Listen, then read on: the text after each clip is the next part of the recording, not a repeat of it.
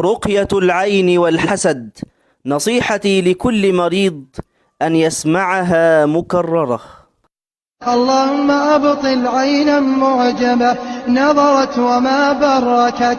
اللهم أبطل أثر عين معجبة نظرت وما ذكرت، أو حاسدة تتمنى زوال النعم أصابتهم في جمعة رجال أو نساء. اللهم أبطل أثر عين أصابت عقلا فبلدت، أو أصابت علما فضيعت، أو أصابت ذكاء فسحقت، أو أصابت جسدا فأمرضت، أو أصابت عضوا فأبطلت، أو أصابت جمالا فشوهت، أو أصابت شعرا فأسقطت، أو أصابت عينا فأمرضتها، أو أصابت رحما فعقلت.